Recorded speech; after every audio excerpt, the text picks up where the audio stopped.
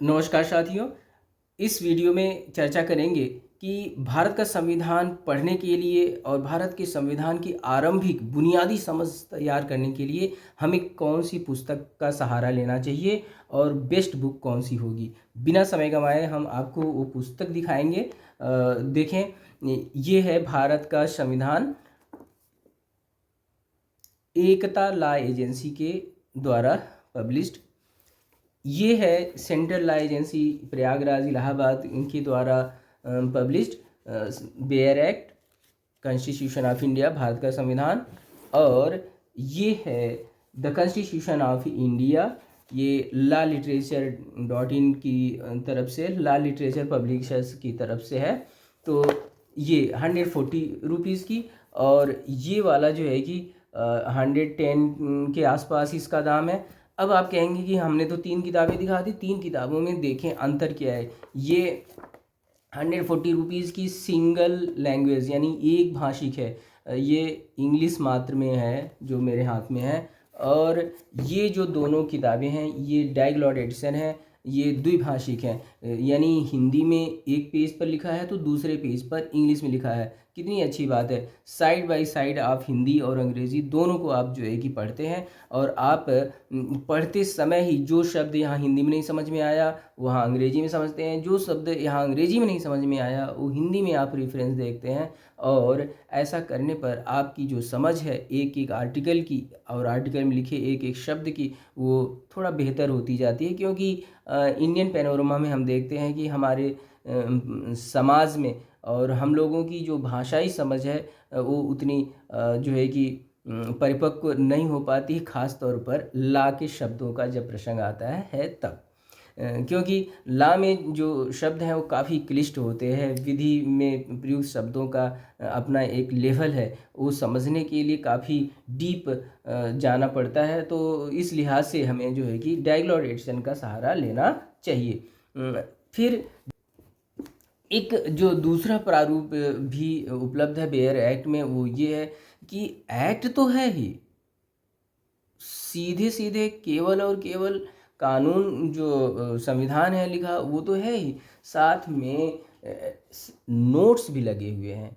तो नोट्स लगे होने से क्या फ़ायदा होता है कि हम पढ़ते समय जो बातें लिखी गई हैं उनको समझने का थोड़ा सा इनपुट हमें मिल जाता है, तो हमारी जो समझ है वो ज़्यादा बेहतर हो जाती है। इस दृष्टि को समक्ष रखते हुए मैं मानता हूँ कि ये वाला तो निश्चित रूप से बेहतर है कि नहीं। एक लैंग्वेज में जो लिखी हुई है उससे बेहतर है 2 लैंग्वेज में लिखी हुई, और सबसे बेहतर है वो जो दोनों लैंग्वेज में लिखी हुई हो साथ में फुट नोट्स भी उसमें लगे हों।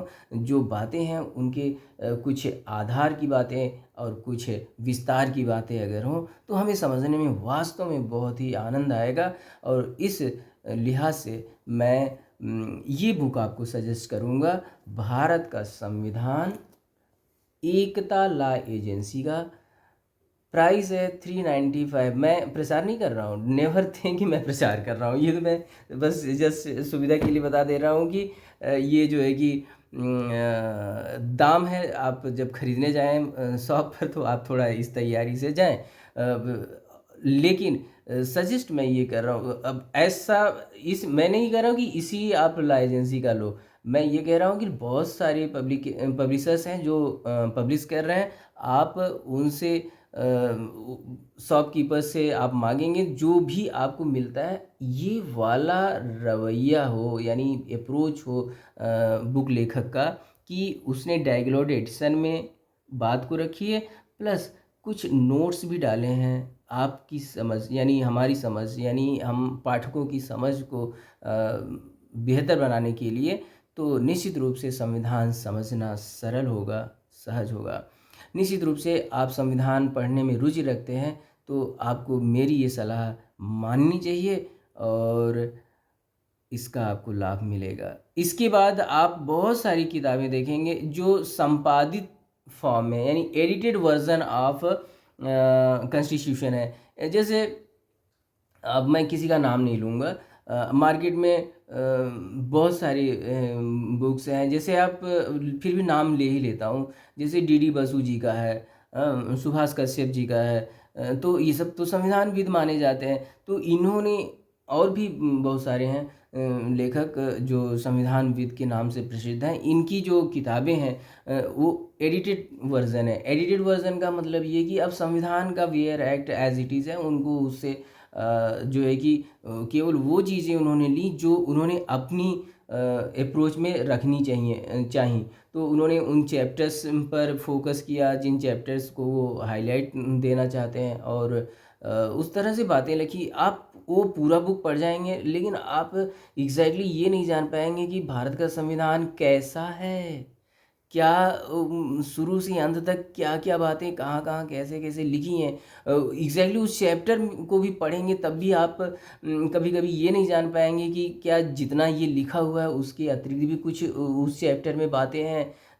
वो उन अध्यायों में जो संविधान का जो भाग है और अध्याय है, उसमें जो आर्टिकल्स हैं, क्या उन आर्टिकल्स सब आर्टिकल्स क्लासेस क्या इसके अतिरिक्त भी हैं। ये सारी बातें आपको उन एडिटेड वर्जन में नहीं मिलेंगी। इसलिए आप पढ़ जाने के बावजूद ही बहुत सारी चीज़ें आपको पता चल जाएंगी, लेकिन उसके बावजूद ही मौलिक जो रचना है संविधान की, उसकी समझ आपको विकसित नहीं हो पाएगी। और संविधान की मौलिक रचना, मौलिक कृति और पूरा जो मूल संविधान का समझ है, उसको बनने के लिए, उसको आपके मन मस्तिष्क में आने के लिए आप पढ़िए bare act, diagonal edition with notes. Okay, thank you for watching and share this information to all interested one. Okay, thank you.